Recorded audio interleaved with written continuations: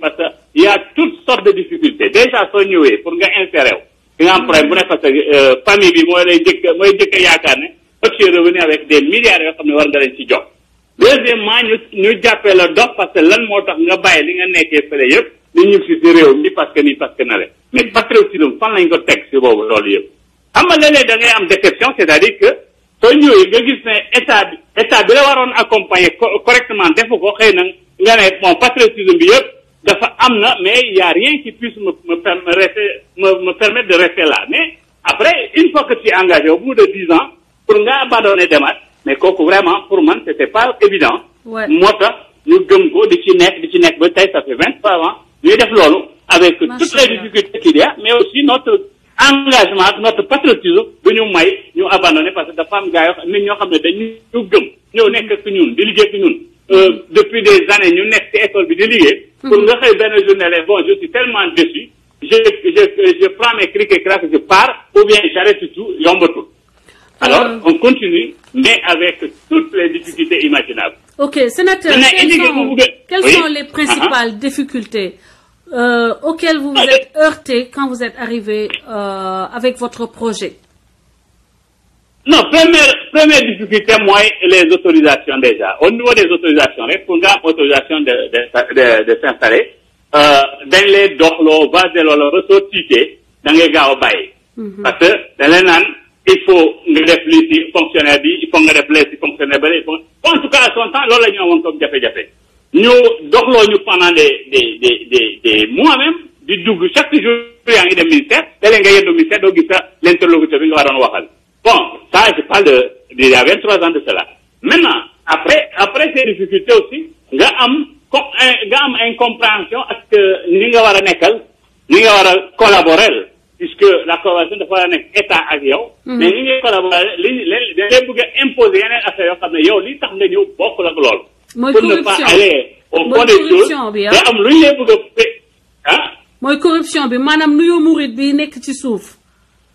voilà bon beaucoup de choses en tout cas yoo xam ne man sama éthique sama moral du ma may jamais mu wax yooyu. mais c'est juste que dafa am lu ñu lay imposer yoo xam ne doo ci bëgg a dugg nga am ci tuuti ay quelques xuloo ak ñoom mais soo dëgëree nga bañ xam fi nga taxaw xam li la fi indi nga xam ne lii c'est un projet de vie c'est un projet social mais c'est un projet de vie. da ngay taxaw fi nga taxaw daal di continuer xeex bi doo céder un iota. nga dem ba finalement da lay jël dans un premier temps comme un rebelle mais su yàggee ñu comprendre que yow li ngay wax fi nga bëgg a jëm c'est pour l'intérêt de tout le monde et puis ñëpp comprendre. bon nga daal di dugg ci raay bi correctement tu fais ce que tu dois faire correctement. naan la fii dafa am nu muy doxalee xam nga rek am na nu muy def seen waxu client yooyu. oui mais loolu xam nga loolu foog ñu wax la ko mais yow yaa xam ni nga bëgg. boo déggul galañ ni man après ñu ne ñu wax la ko. ne la xam nga affaire yi du noonu xam nga sa sœur bi man dañu ne sama frère bi sa sœur bi daa foog ne affaire yi noonu la affaire yi nag il faut que ngay joxe il faut que ngay làmb poche bi tuuti boo bëggee affaire yi gaaw kii quoi ñun mu nañu fi un projet agricole avec des amis et tout ça bi ñëwee gars yi ne ñu bureau bi war a def suivi rek dañ leen war a équiper en 4x4 et tout ça pour ñu mën a déplacer parce que fi ñu ko bëggoon defee c'était sur dans la zone de Saint-Louis naan na bon ñun bureau bi fa ñu am 4x4 ñun ñu ñëw bu ko def projet amuñu sax 4x4 ñu ñuy laaj ay 4x4 donc tu vois c'était des choses bizarres nga xam ne tu les as vécues et puis bon finalement ma génn fi projet agricole boobu ak ñooñu ma ñëw continuer sama projet école parce que c'était deux projets en fait que je voulais lier bokk ak ñëlee ñu def projet agricole fële du côté de Saint-Louis ñu ma am aussi le projet scolaire parce que moi l'école c'est question yoo xam ne c'est ancré dans moi quoi dama bëgg xale di jàng. léegi xale bu ma gis suñu mbedd heure école rek pour man ce n'est pas normal mu nekk ci mbedd. alors dafa war a jàng. du yoon ma insister ci wala école bi bàyyi bële parce que xamatuma après pour mu mujjee mais je sais que les gars après ils ont abandonné ils sont retournés en Italie. donc voilà un peu. les choses yoo xam ne da nga koy dund. mais je vous dis ku immigré bu xalaat ne.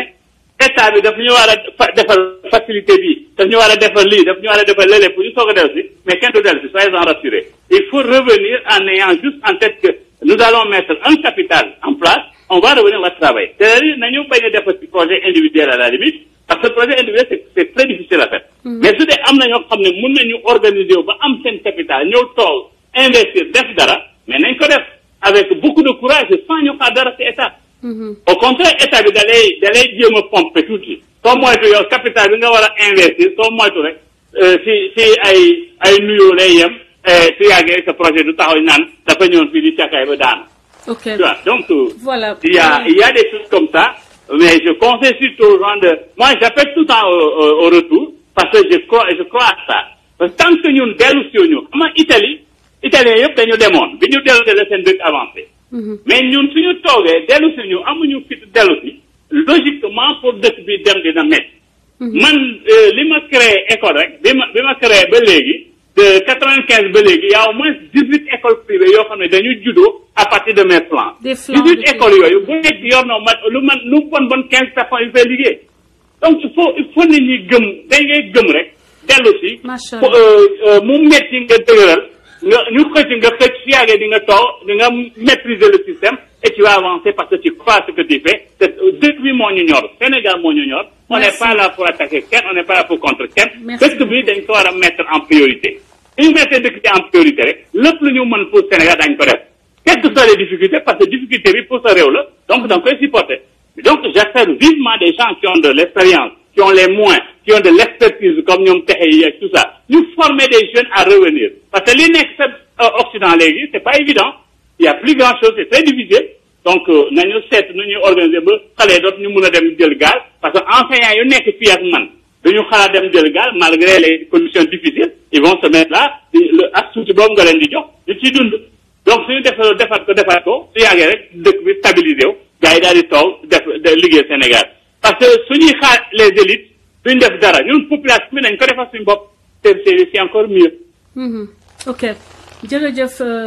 sénateur wax bi rafet na je pense que partage d'expérience boobu am na solo bëggoon naa nag nga wax bu fekk ni tey le ministre chargé de la diaspora daf la oowoon en réunion benn réunion technique lan nga ko doon conseiller concernant cet aspect de la diaspora concernant le retour au pays. li ma koy njëkk a conseil mooy mu dem loolu nga wax aspect woo nga wax léegi ci convention yi. nga dem signer convention ñu récupérer xaalis sénégalais lecteurs yi nekk ci dans les états dans les états d'accueil. effectivement ñu récupérer xaalis boobu yëpp indi ko ci dëkk bi. investir ko jeune bu toog fële ba situation jafe. parce que soo demee dans des prisons en Europe il y a plein de Sénégalais il faut que les gens se disent la vérité. ñu lijjanti ba ñooñu ñu indi leen insérer leen dans des projets viables. leneen li mooy mu xam ne il faut une politique réelle de retour pas seulement politique de départ xam nga Sénégal dafa doon liggéey ak ñoom sur le départ. parce que su dee dëkk bi démb ñu def dara pour sa jeunesse logiquement ñu ngi liggéey pour seen jeunesse bi départ mais nañu xalaat léegi le retour. dem signer ba pare nos pays sont vierges nañu woone ñu ñëw di investir fii mais en utilisant la main d'œuvre locale ñu bañ a def comme les Chinois nga xam ne main d'œuvre yëpp dañ koy jëlee Chine indi leen Sénégal nañu bàyyi loolu soo ñëwee di investir chez nous nga utiliser les Sénégalais nga xool expertise bi nekk fële bi ci réew ñu waxtaan ak ñoom pas di dem foofu di def ay forum yoo xam ne c'est du folklore politique il faut que ça cesse. Quand un ministre de Sénégal de l'extérieur arrive quelque part, il doit écouter les gens qui ont vécu des années dans ce territoire, mu déglu leen ñu waxtaan ak ñoom. Mais pas nga def foofu organiser entre les membres de ton parti nga def seen folklore, distribuer xaalis mais ban njëriñ lay amal nit ñi. Ça sert à rien du tout. Je peux pas concevoir nga jógee fii dem ba Amérique wala dem ba France ngay jox des Sénégalais de France de l'argent au moment où il y a 50 000 pauvres devant toi bi ngay traverser aéroport bi ngay traverser pour dem aéroport te joxoo leen dara. loolu ñëpp c'est des trucs yoo xam ne folklore yooyu la ñu war a bàyyi ñu dugal xaalis bi fi mu war a dugg nañu dimbali les petites entreprises yi fi nekk gis na bi ñu waxee à un moment donné le FIJBAN là au bureau pour l'emploi des jeunes de la banlieue ma ne leen les jeunes de la banlieue li ñu soxla mooy entité yi nekk banlieue déjà na leen renforcer pour ñu mun a jëlaat ni leen mun a moderniser mun a yokk capacité bi su ko defee les jeunes de la banlieue dañuy liggéey. mais su ñuy créé waate yeneen structures yu bees yu ndaw yoo xam ne du ñu développé du ñu avancé finalement dimbali yu banlieue da ngay dimbali sa bopp ngay dimbali. donc il y a tout cela nañu dimbali structure yu ndaw yi nekk fii ñu développé ba ñu mun a pexe ba ñeneen ñi ñëw donc le ministre qui arrive chez vous il doit venir vous proposer des choses acceptable pas venir vous dire on va vous faire une zone d'aménagement pour ngeen am fa kër pour ngeen am fa lii ku bëgg a jënd kër immigré bu bëgg a jënd kër na dajale ñëwal boppam wutu kër jënd ko. Gabon +241. Peut inspirer, c'est-à-dire que rek ces gens-là ils voient tellement petit que après da ngay mujjee sax gêné wu pour di leen. Gabon di leen critiquer. Sénateur, merci beaucoup pour ce partage et donc. C'est moi qui vous remercie. Je remercie nous ñoom Anta et tous les amis qui sont à l'écoute. C'est des bonnes soirées. Di la wax yow aussi continue ton travail gis nañ live bi nu mu riche il faut continuer ainsi. Bul topp les polémistes bul topp polémique. Ne suis pas les polémistes et ne polémique pas. Reste toi-même, continue ton travail, laisse les gens dire ce qu'ils veulent. Toi, tu sais où tu vas. Tu es pour le Sénégal, tu travailles pour le Sénégal et ceux qui croient au Sénégal vont travailler avec toi. C'est pas de la politique. On croit en notre pays, on travaille pour notre pays. Et ce que tu fais, c'est pour le pays. Donc, mooy tax tey ñuy déglu expérience yu mel ni ñoom Grand Père Gueye ñu wax yu rafet yooyu. C'est un cours magistral qui a été donné à tous ceux qui savent écouter. Absolument. Donc, continue sur cette lancée-là. N'entre pas dans les petites polémiques. Merci. Parce que les petites querelles de fontaine, ça ne grandit personne. Ça ne sert à rien. Merci. Donc, je t'encourage beaucoup. Merci beaucoup, Jumeau. Merci. Voilà, mbokk yi donc c'était le sénateur Charles Mendy mu nekk un ancien immigré ex-immigré léegi mu nekk Sénégal créé fa ay école formé fa ay jeunes def ay actions sociales yu am solo dans la banlieue di leen wax may leen ma woo Assane Diouf di leen waxaat samedi vous avez rendez-vous donc avec Assane un retour boo xam ne je vous conseille de ne pas le rater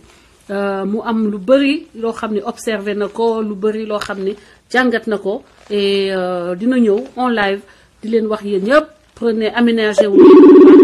mën a toog partager mon citoyen di wax autre chose mooy am na ñaari état officiellement man dama j'étais au courant j'ai été au courant par accident xaw ma nag ndax ndongolo Assane Diouf est en ligne parce que Sénégal xam ngeen réseau yi nu mu demee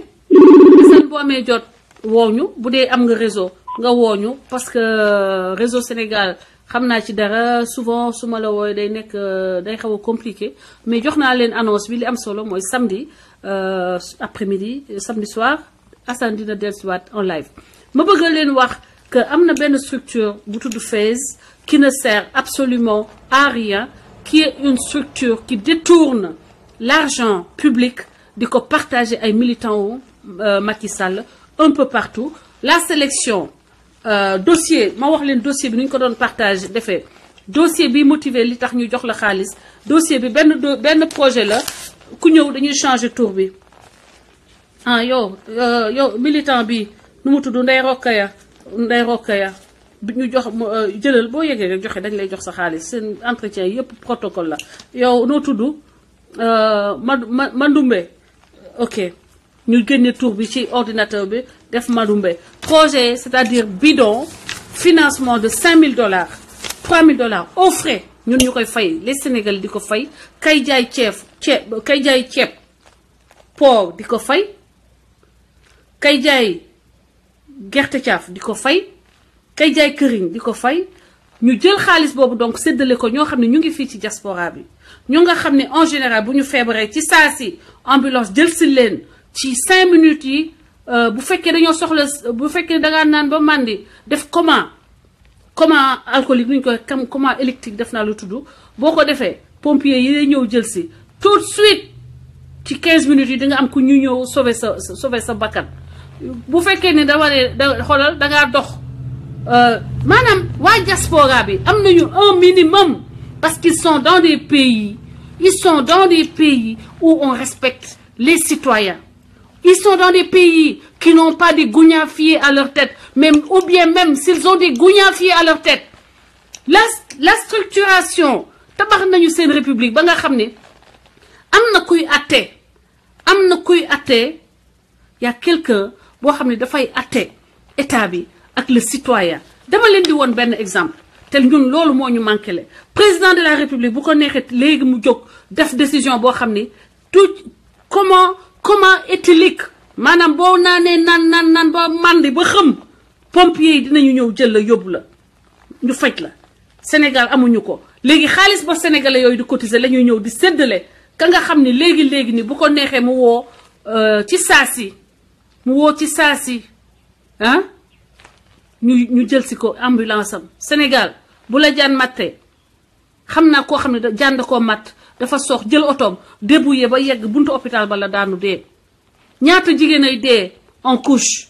parce que amuñu structure de santé capable de prendre en charge l'urgence du moment amuñu personnel de santé vous êtes des tueurs vous êtes des tueurs à sang-froid je vous le dis vous êtes des tueurs à sang-froid parce que xaalis ba ngeen jox ndaw soosu fees xawma nan Mbàkke Nata Samb Mbàkke xawma lan muy wër di yaataa yumbee di dajale ay militants au APR di leen ko séddale ça aurait pu servir au retour à préparer le retour de ces gens-là au pays parce que koo xam ne da ngaa immigré nga ñëw toog fi Sénégal nga toog fi Amérique wala nga toog France nga toog Italie bu fekkee ni amoo $5000 nga yaakaar pour mën a survivre ça veut dire que war nga takk say bagage ñibbi Sénégal parce que fii y a un minimum de structure qui permet la survie y a un minimum boo demee ba xiif ñu yóbbu la nga am na fooy dem yow dañ lay jox xaalis ngay lekk mbala boo demee ci yenn structures yi ça fonctionne ici c'est pas une société déstructurée comme le Sénégal où le président a tout foutu à l'air le président à la suite de ses prédécesseurs surtout les brancardiers du régime man je les appelle les brancardiers du régime mooy ñoom Ousmane Tanor Dieng les brancardiers ñi nga xam ni képp kuy jam sénégalais yi paaka ñoom ñooy ñëw jox la daas paaka bi jox la ne la fii nga ko war a jamee boo ko jamee fii day jàll boo daggee fii dootul taxawati daggal lii boo ko daggee tànk bi day tu l'as éliminé loolu mooy liggéey Ousmane Tanor Dieng loolu Moustapha Niasse quelque part aussi les pires mooy ñi ci gën a ñàkk tekki dara mooy les petits partis bidons là qui ne servent à rien ñuy wax ñu leen di fay ay 4 millions à ne rien foutre 4 millions à se branler 4 millions sur le dos des Sénégalais à vous bu leen ban bëgguma vulgaire n'est-ce pas c'est surtout ça c'est ça qui m'énerve c'est ça qui fait que may jël di toog fii di perdre sama temps ba ñu foog ni da ngaa tekkiwul dara wala da ngay wut loo am def sa poche déedéet bu doon lu ma wut am def sa poche fii lay génn léegi c'est partout des warehouse bu ma dee ba dee bu dee aw ma benn diplôme mënu ma tekki dara warehouse moom soxlul diplôme da ngay ñëw ñu ne la kañ ngay commencer warehouse fii bu ma dugalee yeggee dañ may ne kañ nga tewal dans la semaine da ngay dem ñu def la test drogue ku drogué nag moom doo fa mën a liggéey bu ñu la xoolee drogué woo ñu woo la suba est-ce que am nga jot suba kay commencer noonu la demee fii ok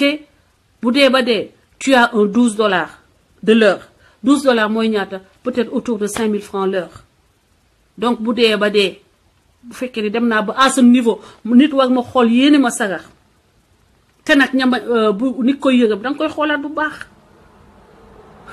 ñey tiitawul dañoo am ay ingénieur luñu boo leen xoolee bu ñu jéggee sa ndox doo ko naan so gars yi mu ngi noonu Assane Diouf bu fekkee ni yaa ngi en ligne nga wooma je n'aime pas insister apparemment tu n'es pas disponible parce que ce réseau bi kiiwul wax sànq ba ñuy waxtaan réseau bi stablul qu'est-ce que je voudrais faire je voudrais vous montrer benn vidéo bu leen di woon un sénateur maanaam sénateur li mu war a njëriñ Aminata Tall li mu waroon a njëriñ ña ànd ak Aminata Tall la ñu waroon a njëriñ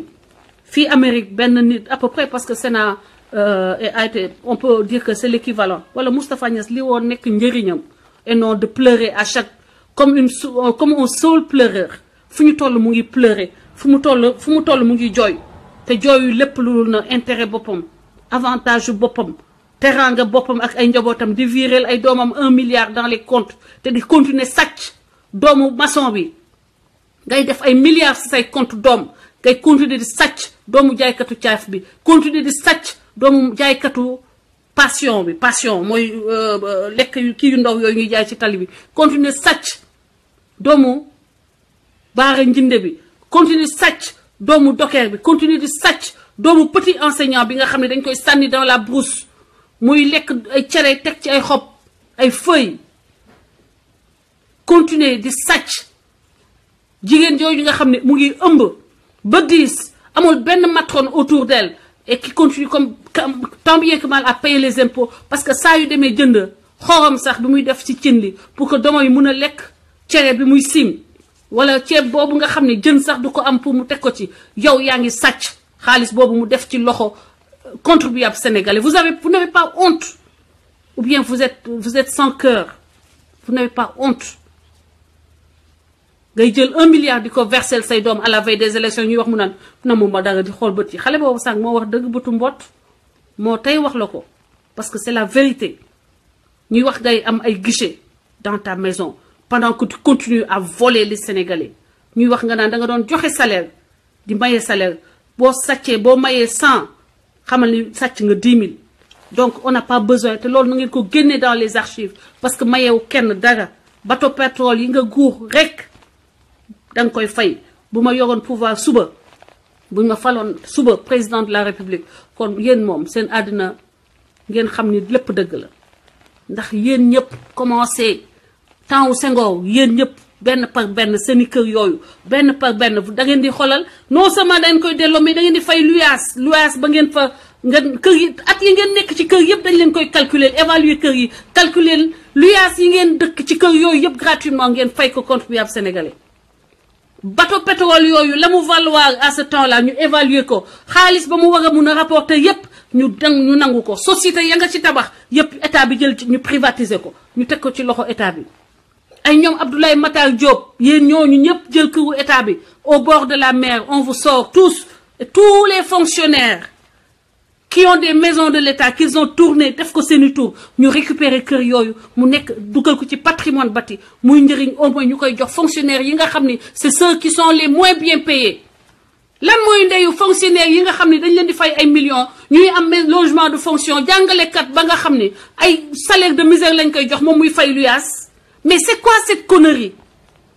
lan mooy cette folie lan moo tax yéen doo leen ngeen ñàkk xol enseignant bi la muy def ci réew mi yéen liggéeyu leen ko léegi vous prenez les maisons vous les donnez à ceux qui ont déjà les moyens de payer le loyer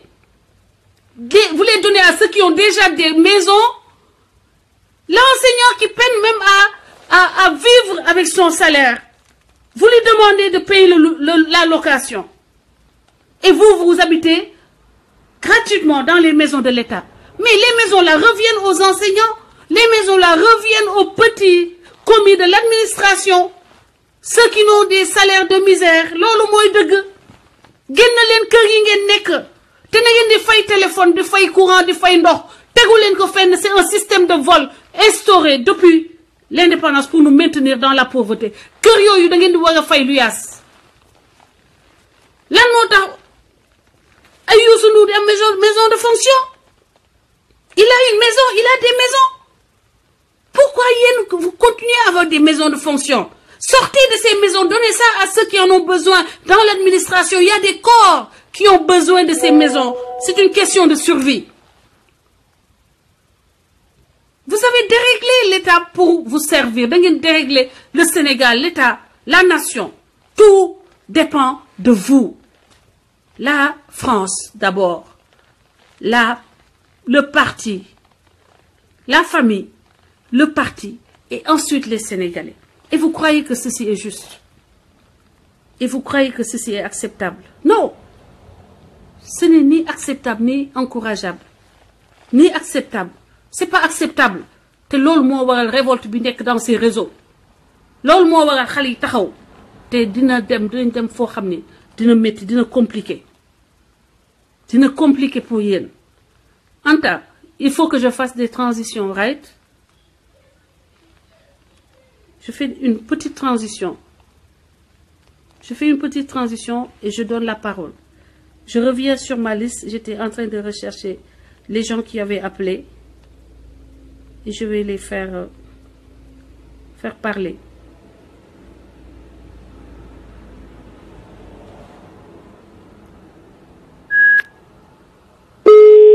Voilà, chers amis, chers compatriotes. maa ngi topp liste bi ñu woote woon. Oui, asalaamaaleykum. Oui, allô, bonsoir. Oh, bonsoir. Oui, Hélène, c'est Marie-Jeanne. Ça fait plaisir de rentrer aujourd'hui. Mais tout le plaisir est pour nous, Marie-Jeanne. Comment vas-tu? Ça va très bien. Et toi-même? Ça va, ça va. On est en train de faire aller. On essaie. D'accord. Toujours, je te souhaite bon courage. Merci beaucoup, ma chérie. Et puis, je voulais juste intervenir, voilà, pour tout intervenir, Si. live bit. Wow, Yagi, Voilà. tu as la parole, ma sœur. Donc, c'est très intéressant. Moi, je suis du côté de la Suisse. Ok. Nakawa Suisse. Waaw, ñu ngi man maa ngi immigré France là bu ñëw Suisse léegi. D'accord, ma sœur. maa ngi nuyu donc waa Suisse di nuyu ñoom Pythagore di nuyu Aminata ma sœur Aminata maa ngi nuyu lu bëri. ñoom nos frères comment dirais-je sénégalais Célestino ak ñëpp ñu nekk Suisse te di ñu déglu maa ngi leen di envoyer de gros bisous. On a la dégg jot bu yàgg pour intervenir à chaque fois je t'écoute, je suis tes lives et tout. C'est vrai. Surtout ma sœur, oui, tous les soirs, qui n'arrive plus à dormir à cause de tes lives. Oh. qui m'a piqué d'ailleurs. Merci beaucoup. Voilà, moi je pense que comme ni ñu ko waxee thématique pour dellu au Sénégal, il faut pas qu'on attende sur le gouvernement. Comme Grand Terewa. Donc, il a bien intervenu et le sénateur aussi. Je pense que nous, on doit faire quelque chose aussi pour notre retour. waaw maanaam ñun suñu bopp pour ñu on se donne la main dans la main. Ouais. Comme Terewa il a dit, moi je reviens juste ce que Terewa a déjà dit. Donc ñu jéem a essayer de faire xalaat suñu dellu. xalaat suñu dellu mooy la pour demee demander état bi ñoom ñu mun jàppale. Comme le sénateur l'a dit, c'est pas facile, mais si on s'y met, ça va être facile. On doit s'organiser, cela est clair. On doit s'organiser. Oui, une organisation au niveau de la diaspora déjà. L'entente. Dégg amul léegi dara am. Comme ni ko ñëpp di waxe. Dëgg la. boole xol yi mu nekk benn pour ñu mun a avancer. Je comprends comment les Ivoiriens pays pour s'organiser et le Sénégal ne peut pas s'organiser. Man c'est ça question may njëkk a posé mooy loolu. Kon boobu ñun nañu diaspora côté bu nekk yow États-Unis ñi nekk Suisse ñi nekk France Italie ku si nekk bu ñu jéem même dajaloo def benn comment dirais-je benn plan de logement déjà pour les immigrés. Tout ça c'est des trucs wala benn société boo xamante ne immigrés yi ñoom ñoo ko fa tekki tout ça. Mais loolu il faut que ñu am benn entente benn type donc ñun dinañ ko mën a def ñun. dëgg la loolu c'est des defe naa ni ay réflexion yu ñu war a mën a poser la ay commission parce que connaissance yaa ngi fii xam-xam baa ngi fii. Maintenant il faut que ñu am cadre boo xam ne xam-xam yooyu dinañ ko mën a gën a def mu meññ quoi mu mën a taxaw mais le problème c'est un problème déjà de leadership parce que da ngay xool par exemple man ce que j'ai vécu fan yi rek dans ces réseaux sociaux maa ngi fi presque 10 ans may animer ay débats citoyens mais da ngay xëy jour koo xam ne day doog a fël tey mu ne yow yaay noonam yow lay xeexal yow mi fi def 10 ans xam ñëpp xam yëf yi xam nu muy demee ka doog a ñëw xamagul sax yëf yi na may demee day jàng maanaam day raam ci réseau yi bëgg ñëw salaamaaleykum bëgg yow tegu sa kaw loolu mooy problème mu sénégalais te looloo tax ba dans la diaspora même au Sénégal le problème se pose aussi mais dans la diaspora on a du mal à travailler à mettre en gis nga tey par exemple j'ai pris Grand Texé dugal ko mu wax ak nit ñi waaye projet bi nga xam ne ñoom ñoo ci liggéey buñ ko tegee ba war ko teg di nga gis benn samba boy bu jóge fële ñëw bëgg a nekk patron bi loolu mooy problème mu sénégalais. bah oui loolu mooy problème bi de mais ñun loolu ci lañu war a jëkk a xeex ñun ci suñu bopp loolu lañu war a jëkk a xeex muy fii muy Sénégal loolu ñu ko xeexulee ba mu jóge fii loolu sa avancé. booy seet ci parti yëpp nga ko mën a waxee nag ci domaine yëpp Assane Diouf ba may xeex ak moom Assane Diouf kenn ñoo xamaguñ ko woon léegi Assane Diouf. il faut nga bàyyi Hélène parce que Hélène mënoo liggéey ak moom Hélène da lay yàqal Hélène you know. c'est typiquement sénégalais. d'ailleurs ci problème mu Assane Diouf la premier appel bi ma def ci problème mu Assane Diouf boobu. man quand j'ai entendu les 3 personnes qui parlaient tout de suite, j'ai essayé de demander ton numéro. Quelqu'un m'a donné ton numéro, quelqu'un que tu connais bien d'ailleurs, m'a dit ce numéro, et je voulais venir de suite. Pour voir l'année, nous, le petit c'est Bob, Assane Diouf, def nañ ko ñu doon wax le nañ sa bopp mais j'ai pas pu ñu ma woon ci moment boobu dama dégg seen wax ci saa si je t'ai appelé. J'ai appelé la personne pour mu jox ma sa numéro ma woo la ci saa si mais bon ça devait être comme ça. mais bon on laisse amul benn problème tu sais que am na loo xam ne kenn mënu ko nëbb. am na loo xam ne nit koo xamul lu yaayam lan la ko yaayam bootee bu ko jéem a fexeel parce que boo ko jéemee fexeel sa tumuranke lay doon jeex na tànn. voilà man nous on avance.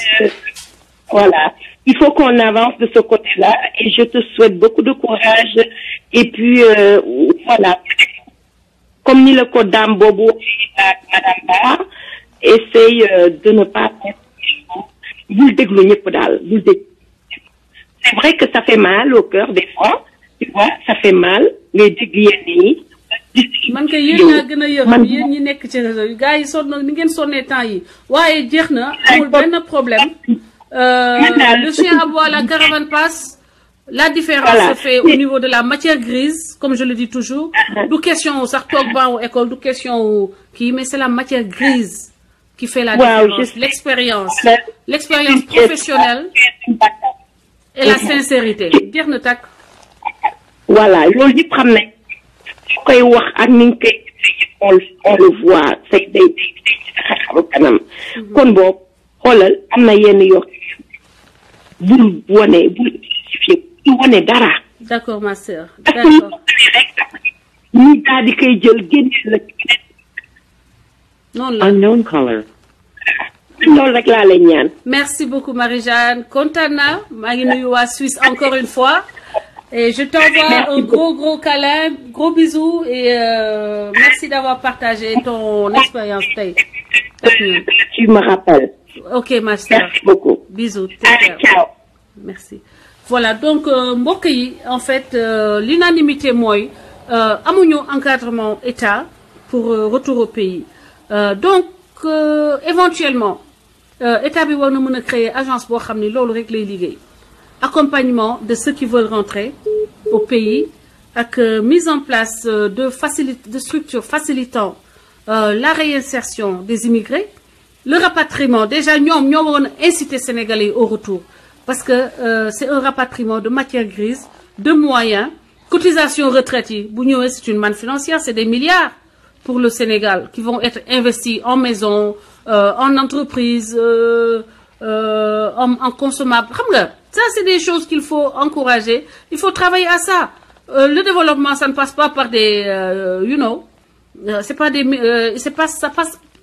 par ce qu'on a dans la tête et yàlla def na Sénégalais yi macha allah am nañu xam-xam utiliser leen matière grise boobu nekk dans la diaspora pour permettre que Sénégalais yi xam-xam bi ñu am ñu rapatrier ko alal bi ñu am ñu rapatrier ko alal bi nekk ci keesu état étranger yi ñuy liggéey dëkk yu mel ni Italie Allemagne xaalis boobu ñu delloo ko Sénégal mu doon njëriñu suñu réew suñu askan parce que on a toutes les possibilités surtout aujourd'hui que yàlla def nañu am des mannes une manne en ressources humaines boo xam ne kenn mësu ko woon xalaat maa ngi woo Ousmane et ñu commencé ndànk-ndànk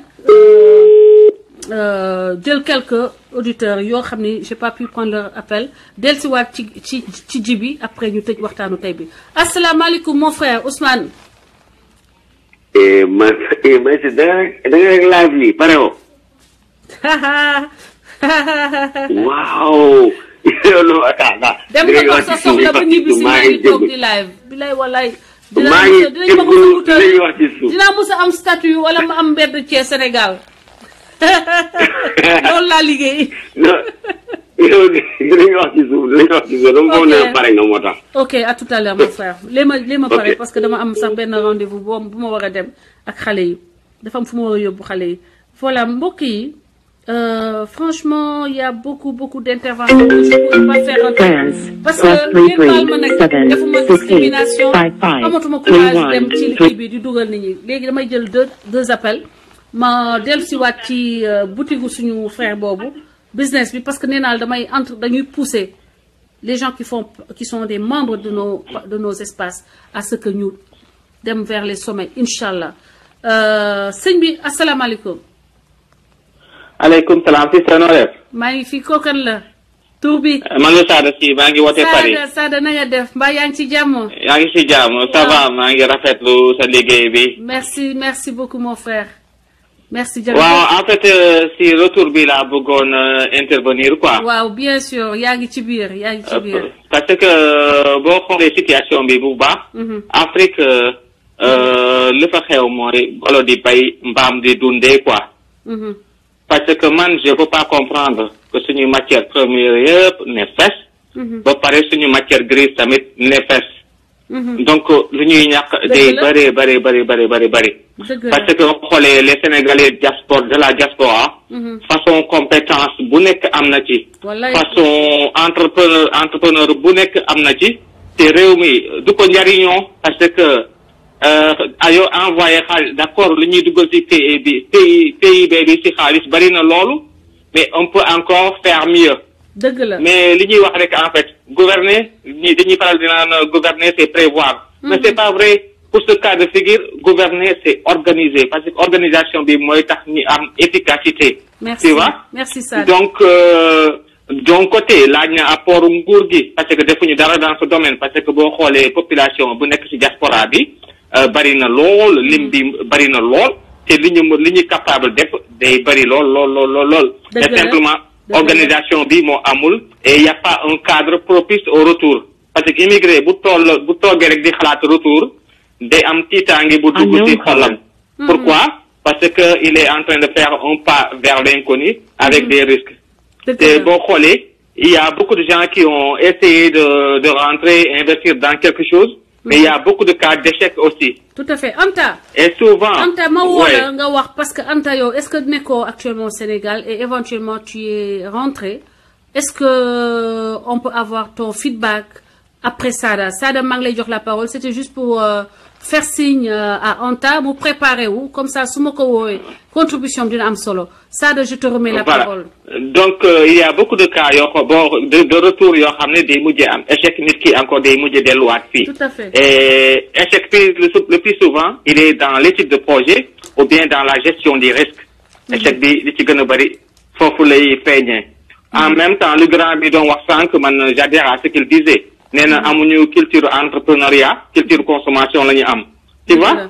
donc gouvernement bi il faut que mu samp dara daal organiser dara. boo xam ne nit ki dina mën a informer bu baax ba xelam mën a màcc ci business. tu vois parce que business kenn du ko mat dañ koy mën. tu vois investissement kenn du ko mat dañ koy mën donc bu ñu créer cadre boobu rek dina encourager ñu bari ñu mën a dellu ci. beneen affaire bi aussi je dirais. pourquoi pas par exemple ñu créer une sorte de CV texte un site où il y a l'ensemble des CV des immigrés. ñu obliger yenn entreprises yi nañu mën a faciliter retour c'est-à-dire di dugg ci site yooyu di xool CV yi mën a recruter immigrés yi nekk ci bitim réew ginnaaw réew mi. je vous offre mon espace. je vous offre le site Jubbanti. parce que jubbanti bi. jubbanti bi c'est aussi jubbanti suñuy jikko mais jubbanti aussi suñu réew. ci jubbanti boobu. bien sûr dañoo bëgg a jubbanti le règne de la médiocrité. donc bien sûr parce que ñu def ko Sada amna espace sur le site jubanti.com amna espace boo xam ne dama ko tuddee think tank mooy laboratoire d'idées mën nañ fa dugal CV yi dans tous les domaines def catégorisation entre ku bëgg recruter tu sais au moins que il y a là une banque de données des Sénégalais qui peuvent changer la donne boo leen di jël ministre ngeen dem ci banque de données boobu xool ci domaine bi ngeen soxla ban doomu Sénégalais moo ci gën a xarañ compétition la ñu wax compétition saine loolu ça date c'est une excellente idée et je vais travailler avec toi pour que ñu mën ko mettre en œuvre en place Inch'Allah amul benn problème parce que loolu mooy suñu ñun mooy suñu postulat Inch'Allah amul benn problème appel d'offres pour les postes pour postes yëpp appel d'offres pour poste ministre xool leen kan moo ko gën a yelloo kan moo ko gën a mën bu ko Sada mënee ngeen jox ko bu ko Viviane mënee ngeen jox ko bu ko Oumy mënee ngeen jox ko waaye ngeen bàyyi logique yi ngeen di xam ne suuxal réew bien sûr boo ci métier nag bu gën a suufee même nit ki mën na nekk sax expert plongeur ñëw révolutionner la plonge au Sénégal nit ki mën na nekk maçon ñëw révolutionner maçonnerie au Sénégal nit ki mën na nekk pêcheur ñëw changer lépp au Sénégal bu ñu xeeb dara l'important lu waay mën ñëwal nga wone sa man-man tu vois parce que am nga fa place on a un pays à construire donc képp ko mën a teg benn brique rek baax na quoi yow kontaan naa torop Sada daal xam-xam daal dafa baax ci réew xam-xam dafa baax ci réew macha allah mooy tabax réew Anta def naa thème bi dañuy ñëwaat Sada yow waxagoo li nga war a wax yépp dañuy ñëwaat sama prochain live bi def naa on fera ça ok Assane vient samedi tey mercredi jeudi vendredi on reprend le thème vendredi parce que dama war a yóbbu samay doom catéchisme ok jëlal Sister Anta sama waay la ne ko maa ngi koy ziara Sister Anta yow lay commencer vendredi donc vendredi maa ngi leen di joxaat rendez-vous à 20h GMT ñu del système bi je commence avec toi Sada bu ñu paree ma dugal Anta am na suñu beneen xarit bu nekk ci ligne bi ku tudd monsieur Ngirane def na ay travaux sur ce thème là ñu dugal ko moom tam affaire bi gën a yànja xam-xam bi ñu séddoo ko partager leen vidéo bi mais partagez leen xam-xam bi matière grise bi du dëgg Sada unknown caller ok merci hein voilà maa ngi lay jox rendez-vous donc pour vendredi à 20h GMT ok inchallah voilà merci beaucoup am na solo Assane ok jaajëf sister jaajëf maa ngi tàggoo Assane na ngi dugg voilà donc Assane kon xaar leen gars yi Sada rendez-vous dama lay tëye donc pour semaine prochaine ok non pour vendredi ok amul benn problème vendredi amul benn problème noté ko ok bye merci beaucoup maa ngi jéem a woo Assane gars yi du ma jël beneen numéro may leen ma rappeler Assane su ma rappeler Assane après ma dem parce que catéchisme la sama doom yi dama bëgg ñoom ñu xam seen diine di doxalee seen diine parce que man loolu laa gëm samay waajur dañ ma yóbbu ma jàng diine xam sama diine ma bëgg ko nag di ko topp donc loolu laa bëgg samay doom di def dama leen di yóbbu catéchisme mais mënuma bañ a dugal le général Omar Ndiaye mooy commandant bi mais général baa ngi nii Assane Diouf asalaamaaleykum allo waaw asalaamaaleykum Assane waaw woo naa la ba découragé maa ngi non tas nag sister ma jàppanteeg nelaw ci diggante bi wër na yàlla waaw massa coono Assane massa coono yow da ngay liggéey rek wax naa la li ngay liggéey c'est trop da ngay noppalu nag de temps en temps yaram aussi da nga koy noppal tuuti saa yu ma la woowee yaa ngi ci liggéey bi tu es sur le terrain ah macha allah liggéey rek man moom macha allah loolu mooy différence bi nag léegi maa ngi lay jox la parole maa ngi doon wax auditeurs yi sànq que di nga ñëw en live incha allah samedi man xaw ma heure bi mais maa ngi lay jox la parole nga wax ak ñëpp nga wax leen la situation yow nan nga gisee thème tey bi et puis yow lan nga ci bëgg a yokk rapidement balaa may yóbbu xale yi catéchisme thème tey bi moom xam nga li ma ci fekkee ci commencement bi rek comme ni ma koy waxee chaque jour xam nga Sénégal moom toll na foo xamante ni tey xam nga ku mel ne xam nga suñu frère boobu ñu gis tey mu toog xam nga aalu ba mel ne ku war a jóg dóor caméra bi mbéj wala dara xam nga ci wax ak Macky Sall dëgg la waaw loolu moo am Sénégal fi mu toll nii parce que xam nga bunduxatal bi dafa metti maa ngi si bunduxatal bi am Sénégal moo tax man xam nga wax dëgg yàlla boo gisee fan yi yëpp génnuma xam nga defuma dara depuis ma egg si Sénégal da ngay gis ay nit yu taxaw di wax Assane Diouf amul ay argument day stade rek nangam ak nangam xam nga yow xam nga ne xam nga Sénégal moom boo fi egsee waxuma la am ay argument mais di nga am leneen lu raw sax ay argument di nga bëgg a jënd jaasi sax gàddu ko di wër ñu nekk ci palais bi comprendre léegi nag xam nga man conseil bi may jox sénégalais yi rek mooy comme li nga leen wax ci commencement bi ne leen carrément xam nga nañu moytu xam nga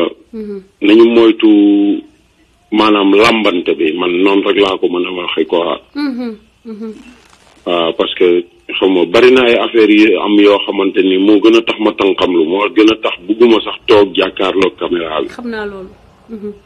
parce que ay nit yoo xamante ni xam nga li gën a garaaw mooy xam nga bu dara di am wala buy commencé duñ ko fekkee waaw duñ ci wax duñ ci def mais bu jógee ba coow li taxaw rek dañuy bëgg a taxaw ne xoolal lii man la wala lii man maa ko def wala diw moo ma dénk lii wala diw moo ma dénk la le ba pare li ëpp solo ci waxtaan bi tey Hélène man yow xam nga ne bi may commencé affaire yi xam nga nekk ci di xeex même yow moomu ci sa bopp sax xorom naa la man nga njëkkee sax man bokk naa si ñu nga voilà xam nga yow ci sa bopp sax xorom naa la keneen ku dul yow xorom naa ko te ñi may xorom tamit ay kilifa lañu yaa ngi dégg waaw mais Assane Diouf jógul rek di leen xorom parce que daf leen a yàpp wala Assane Diouf ku ci nekk dama lay déglu rek ba xam fi sa sikk nekk rek ma ñëw foofu wax fa li ma koy wax man nag dañ ma boole woon ak yow dañ la jaxase woon ak voilà te biñ demee ba egg foofu xam nga ma déglu xam nga xam li ma war a def xam nga dama toog ak yow ñu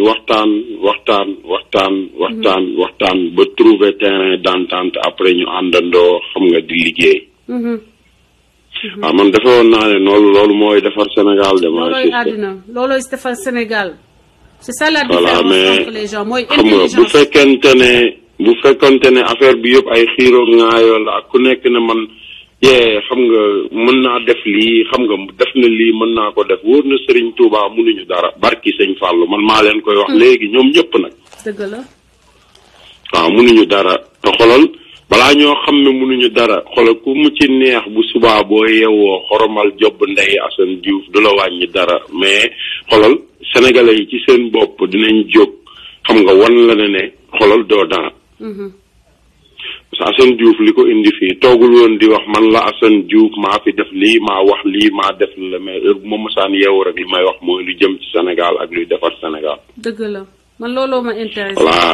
voilà te loolu mooy intérêt bi loolu mooy sama intérêt man parce que aw ma beneen intérêt aw ma leneen lu ma intéressé lu gën a rëy Sénégal. macha allah te ab réew Hélène xam nga tukki yor sa xaalis. neex na tukki jënd say oto neex na tukki ñëw tabax say étage neex na waaye am na leneen lu ko gën a taxaw xam nga mooy lan dimbali doomu aadama yi nga xamante ni da nga leen di tiim boo tabaxee sa étage ba pare war a maslaak ñoom war a wax ak ñoom dimbali leen ba ñu mel ni yow bu ko defee xam nga doo xat te man dafa am lu may xatal man fi mu toll nii Sénégal dafa am lu may xatal bu ma lekkee ba suur génn ci mbedd mi barki Sëñ Touba damay xat bu ma naanee ba màndi génn ci mbedd mi damay xat su ma duggee ci bitig bi jënd benn boisson génn xoolal damay xat dama koy bëgg a def ci mbuus sax di ko nëbb xam nga loolu lan moo ko indi parce que dañu nekk ci dëkk boo xamante ni dafa am yu yelloo ndimbal dafa am ay doomu aadama yoo xamante ni dañoo yelloo ndimbal dañoo war a faju waaw te kenn faju leen dëgg la dañu war a lekk te kenn joxu leen ñu lekk am ñu war a naan te amuñu ndox mu ñu naan am ñu war a leeral te xoolal bis bu nekk day lëndam ci ñoom te dañu am ay doom xam nga am ay jarbaat xam nga bu ñu demee ba réew mu toll ne Sénégal ngay dégg train bu ñu war a taxawal train régional comme niñ ko waxee ñoom xam nga waaw def ci presque 600 milliards léegi ñun mënuñu am auto ambulance bu fay camion bu tàkk ci diggu mbedd mi. gis nga. voilà ñu am ay xale yu ndaw yu am ay incident yu ndaw di dem ci hôpital yi kenn mënu leen a faj ba ñu jaare fa ñàkk seen bakkan. dëgg la. xam nga ñu am ay policiers yoo xamante ni oto yi ñuy dawal warul am visite technique auto police yoo xamante ni barki sëñ Touba xool temps yëpp xam nga damay def ay vidéo yoo xamante ni dama ne lépp dama koy dajal def ko documentaire pour nit ñi gën a xam lan mooy Sénégal ak ñoom lan mooy seeni droit parce que sénégalais xam na man maay diw man maay François Hélène Guèye kenn mënul ci man dara waaye xamuñu lan mooy seen droit. waaw te duñ ko xeex ba pare duñ ci wax xam nga bopp sa bopp xam nga moo di tukki ñoo gën a yàq Sénégal ñëw ci am réew luy mbalitu Europe nga indi ko pollution bi di rey nit ñi xam nga li ma la wax ay matelas yu am ay matt nga xam ne ci hôtel yi dañ ko sànni en Europe xam nga li ma la wax warul dugg fenn dañ ko war a taal ñu dajale ko sol ko ci ay conteneur di ko indil Sénégalais yi xam nga dama ci gis benn xam nga taxaw xool xam nga gis loo xamante ni barke yonante yàlla Mohamed man dama ne est-ce que yenn nit ñi sax ay sénégalais lañu 100% pour war a mën a gàddu yenn affaires yi di ko indi yow ci sa biir askan te mu wóor na ne yow li ngay indi yeneen doomu aadama ñoo ko doon utiliser ba ne lii baaxatul. xam nga doomu aadama waratu koo laal nga jël ko yow indil ko say doomu aadama ba pare ne da ngaa bëgg askan bi mais nañu na gaay moytu quoi nañ moytu te bàyyi tabax bi defarul am réew Sénégal yëpp tabax nañ ko Sénégal yëpp indi nañ ko ay oto Sénégal yëpp dugal nañ fi ay matériel te tey la Sénégal gën a salte. on n'est pas solidaire amuñu solidarité dëgg la solidarité la ñu manqué parce que kooku tabax. ba woon na xalaat ni que bu defee woon benn. non solidarité amul fi Hélène keroog bi nga ma woowee ne ma Assane audio bi nga dugal noonu xam nga li ma la wax indi na problème ci kër gi lan laa la wax sama yoon nekku ci. dëgg la dinañ ci wax li tax ma wax la sama yoon nekku ci parce que li ñu def du solidarité Assane Diouf bu toogee États-Unis di waxal sénégalais yi ñaanul cotisation néewul kenn cotiseel ma. xam nga te dama daan xëy bàyyi sama liggéey di ko def Hélène yow xam nga. ay non. waaw ba doole xam nga ñiy jaay doole ñëw indi seen doole fekk ma fa fen ay fen ku mel ne Babacar Diagne ak Macky Sall patron xam nga li ma la wax ak ministre de l'intérieur ministre de la justice ay fenkat fen ba fi mu toll nii américains yi yow xam nga ne ñi ngi dal ci seen kaw comprendre nga li ma la wax. voilà ñoom ñu wëlbatiku xam nga fen yooyu fen ba pare léegi xam nga bëgg a taxaw xam nga ci kaw doomu aadama yi xam nga di jëf ay jëf yoo xamante ni Hélène day tasaare Sénégal. loolu moo am ci suñu biir kër yi xam nga ñu yabal seeni nit ñuy dugg ci groupe yi xam nga li ma la wax di tasaare di wax Hélène nii la mel Assane Diouf lëlee xam nga li ma la wax bu leen waxee ne gëm na sëñ Touba bu leen waxee ne Baye Fall la bu dee lii la mais ñoom ñooñu di ko wax gisaguma ci kenn nag dem Xelkom wala kenn dem Touba. wala kenn def leen te ba may dugg ci kër gi di wax loolu maa dugal audio ci biir kër gi Hélène. dama dem Xelkom dem Touba màggal amul dara amul problème bi fa gën a garaaw di ndox ma xool ko mu naqari ma ne bu ma demee dinaa wax ak groupe yi ne leen nañu yëngu ci lu jëm ci wàllu ndox. bi ma ñëwee ci dugg ci groupe yi ne leen man kat dem naa seeti sama sëriñ presque bi ma ñëwee ba léegi yow ñaata yoon laa la tàggu dem Touba. bëri na def naa 2-3. voilà xam nga heure bu ma demee sama sëriñ daf may recevoir sëñ Abdou Karim dañuy toog waxtaan. xam nga ku fu kenn nekkul mu digal ma lim may digal ne ma nag xale yaa ngi lay déglu Assane xale yaa ngi lay déglu. te fi mu toll nii réew mi li koy defar ci gone yi lay jóge ma bëggoon nga bàyyi xel loolu bu baax a baax. yaa ngi dégg xam nga kooku déglu na la. kooku xam na ñiy jooy ñan lañ comprendre nga li ma la modèle nga xam nañu ni que léegi modèle nga. bëri na xale yoo xam ne tey boo leen laaj dañoo Assane Diouf sama papa la wala xam nga. barki rasulullahi noonu la ma ko waxee xale yaa ngi lay déglu bàyyi ko xel te nga xam ne réew mi li koy defar ci xale yi lay jógee. xam nga voilà xam nga ñu toog waxtaan xoolal ma jóge fa ñu daje Medina boo ko ay nit jël benn moment bu may wax ak sëñ bi magam a ngi toog ñaari magam ñoo toog di waxtaan ak moom ma toog ci suuf ba jóg xam nga li ma wax ba mu jóg moom ci boppam bi mu jógee xam nga man ma sukk samay oom xam nga di moytu barki sëñ Touba dama doon dellu ginnaaw xolal mu dóor ma ci bopp ne ma toogal ma gunge te ñëw ay nit ñi xam nga Assane Diouf de dafa ñëw sëñ bi humilier ko bi ma demaatee ci moom moo ko njëkk a tontul boppam mu ne ma bul di déglu sax li nit ñi di wax parce que fa nga toll tey ak fa ñu toll dafa soree gisal ma seetal ma lii rek barki yonent yàlla Muhammad loolu la ma wax fa nga toll tey ak fi ñu toll dafa soree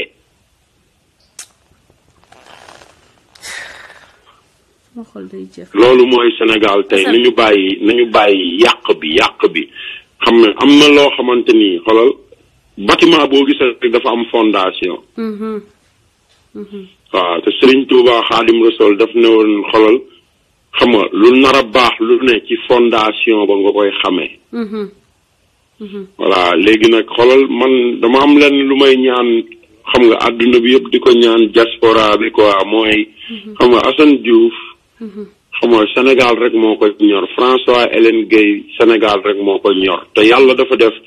man maa toog États-Unis nga nekk Californie man ma nekk New Orleans ma nekk ak sama soxna xam nga mu yow xam nga ma lii ka xam nga artiste bu mag la comprendre nga li ma la wax xam nga xëy na sénégalais yi xamuñu ko mais dafa participer ci loo xamante ni xam nga du n'importe qui ku ci participer voilà mi ngoog c'est pas n'importe qui c'est une grande artiste def na fi buzz c'est-à-dire ànd ak Puff Daddy def c'est loo xam ne ay milliers artistes américains Malika bokk ci last top 10 so du n'importe qui elle a du talent last seven beaucoup et puis dafa am xol bu rafet juróom-ñaar yi mujj you see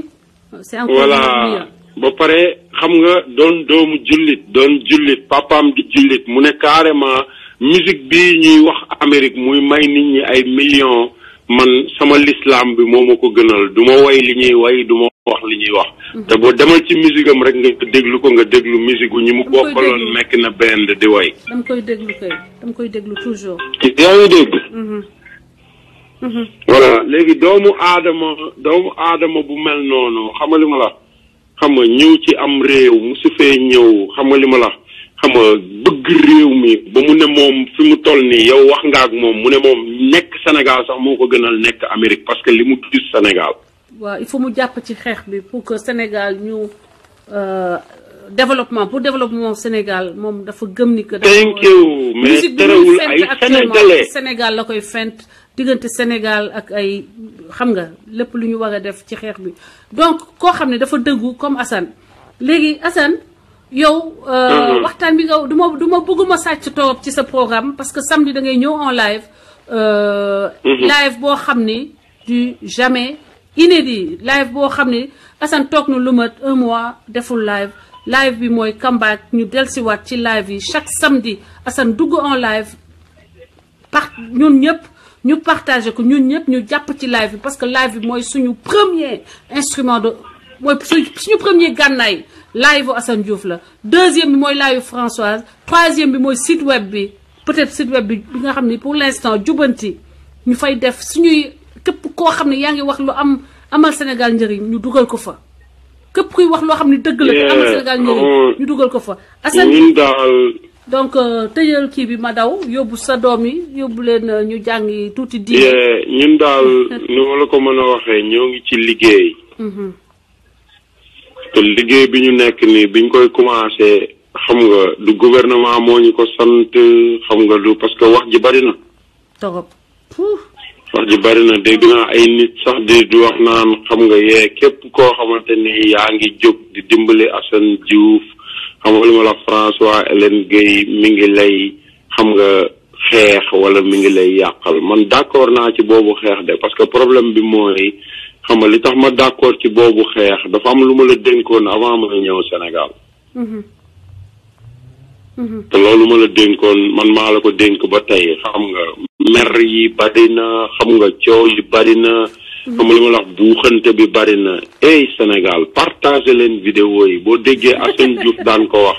xam nga dafa bëggoon Sénégal yëpp partager dëgg gi ñu séddoo dëgg gi moo taxoon ma daan wax partager leen vidéo yi di ko wax partager leen vidéo yi nu mu gën a gaawe comprendre nga li mu wax xam nga Hélène di ñëw di wax partager leen vidéo yi mais lan moo tax léegi ñun mënuñoo partager li ñu bëgg a defal Sénégal ku nekk bëgg a toog sa ko angle rek ne man ñaata association la fi nit ñi créé ci turu Assane Diouf te Assane Diouf xamul sax nu mu demee yëgul tiñul dëgg la de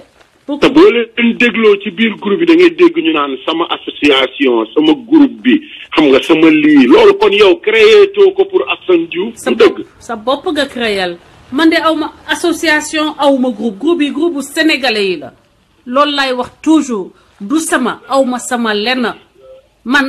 maa ngi fi depuis 2010 créé wu ma benn association aw ma benn kayitu association wutuma ko ba ma gisee Assane ñëw damaa topp ci gannaaw Assane ñu mere ma ci nag sama yoon nekku ci. wallaahi te yaa ma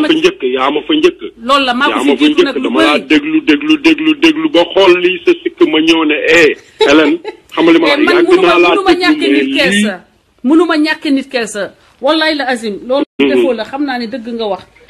mais bu nit di fen même bu ma toogee su ma lëmb damay ne rek yow loolu nga ma mere woon damay ne nit ki di fen ma naan te nag loolu laa mën a def mais man loolu laa fi nekk fan yi barki Serigne Touba ay nit a ngi wax ay nit a ngi dugg di wax yoo xamante ni xam nga li ma la wax di ma bàyyil ay message yoo xamante ni du ma bëgg rek lu dul jël paaka rey sama bopp bu ko defee Assane Diouf dem yoonam ma xool ndax ñoom Sénégal moo leen tax a jóg wala Assane Diouf moo leen tax a jóg ñooñu de jaguñu kenn rey pitax sax bu ko non man li ñuy wax intéressé wu ma moo tax ñenn ñi di mer ci biir groupe yi xam nga li ma leen waxoon laa leen di waxaat man nekkuma fi di ndey dikkee ak yaama neex nekkuma ci loolu nekkuma ci affaire TFM ak ay yenn télé Sénégal yi ay RFM xam nga boo ñëwee ñu lay wax yaa fi sañ sa lii wala yaa tooge nii wala sa parfum bee xeeñe nii non man li Sénégal sañ sa moo ma ñor fi mu toll nii ak li Sénégal di xeeñcu mu neex loolu moo ma ñor parce que nasaraan si ak Macky Sall ñu ngi tasaare Sénégal tasaare boo xamante ni sénégalais yi bàyyiwuñ ci xel parce que sénégalais mooy koo xamante ni lu xew rek la xam ak lu bees. dëgg la mon frère. yow. voilà xoolal ñoo ngi ci weeru safar ban heure la ñoo ngi ci weeru safar comprendre nga li ma la wax ñoo ngi ci weeru safar may ma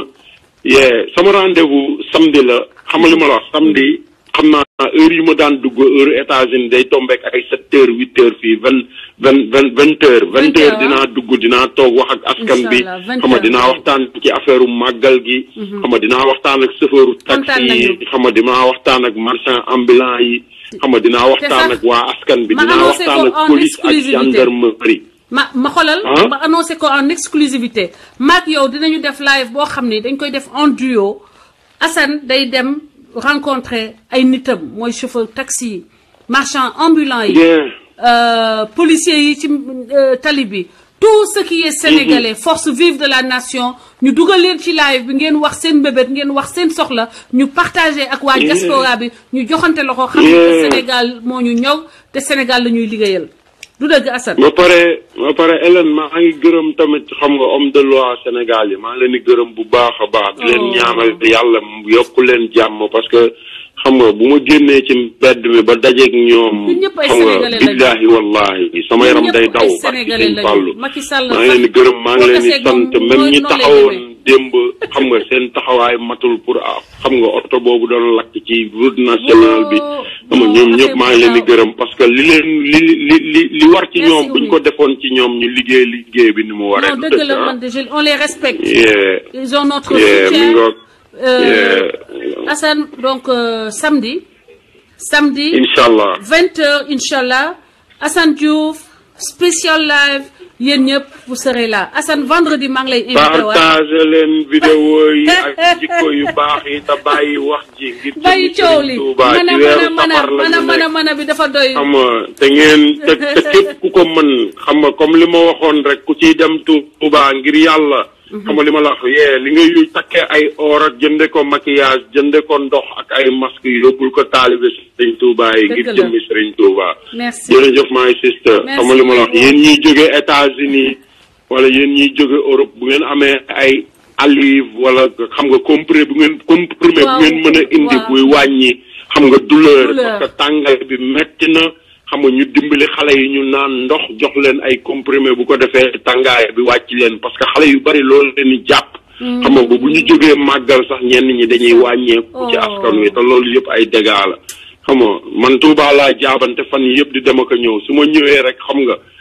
damay toog xalaataat li am Sénégal rek ma ne mais lan mooy Sénégal fi mu toll nii lan mooy Sénégal. billahi man maa ngi koy làmbatu fu ne mais comprendre tuma lan mooy Sénégal fi mu toll nii. xam nga my sister mu ca xéewal yàlla na la yàlla may jàmm. amiin mon frère. ma bàyyi nga yóbbu xale yi may ko waa Sénégal xam nga ak ñi màggali ñëpp. one love xam nga ak fépp fu waay nekk tamit di xam nga préparé pour màggal yàlla na la fa Serigne Touba ak Sëñ Fallou fekk ak maam Cheikh Anta borom dërëm ak ngërëm feesal say poos ndax nga mën a màggali. amiin moom jërëjëf jaa ngeen jëf yéen ñëpp. maa lay joxaat rendez-vous vendredi ñu ñëwaat vendredi di nga lancé waat message yooyu en direction. incha allah suba rek dinaa def benn xam nga vidéo bu ndaw. xam nga lancé message bi. jërëjëf xam nga pour ñëpp gën a booloo quoi incha allah. merci my bro. I'm proud of you. Merci. All right. I love you, sister. Love you too. You know that. Bye. Yeah. Bye. Bye-bye.